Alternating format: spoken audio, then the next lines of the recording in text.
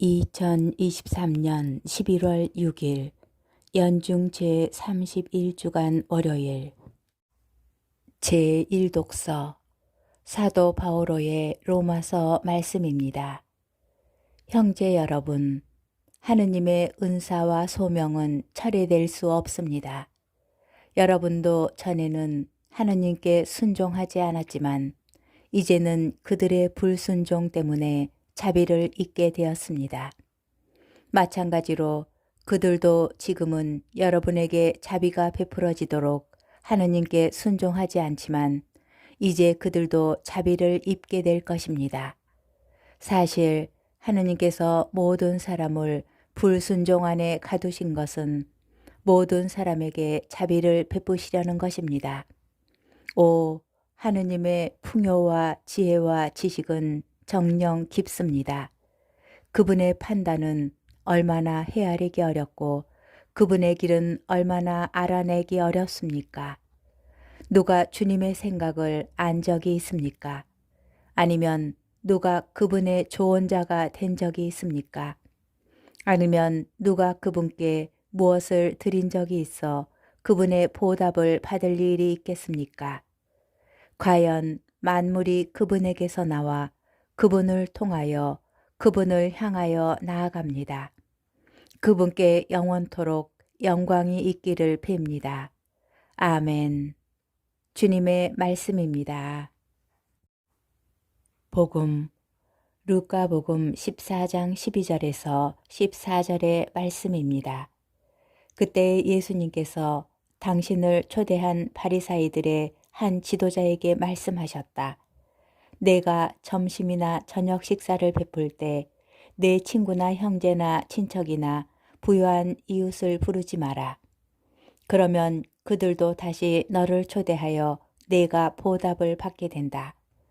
내가 잔치를 베풀 때에는 오히려 가난한 이들, 장애인들, 다리 저는 이들, 눈먼 이들을 초대하여라. 그들이 너에게 보답할 수 없기 때문에 너는 행복할 것이다.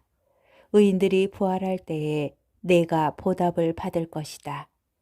주님의 말씀입니다. 오늘의 묵상. 하느님께서는 인간을 당신 모습으로 창조하셨습니다.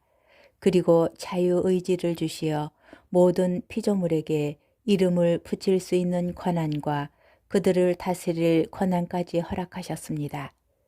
그런데 이러한 자유에는 반드시 그 선택에 대한 책임이 따릅니다. 하느님께서는 인간을 사랑하셔서 불순종할 자유까지 허락하셨기 때문입니다. 제1독서에서 이와 관련된 내용을 발견합니다. 인간의 불순종은 하느님께서 허락하신 자유의지가 있기에 가능합니다.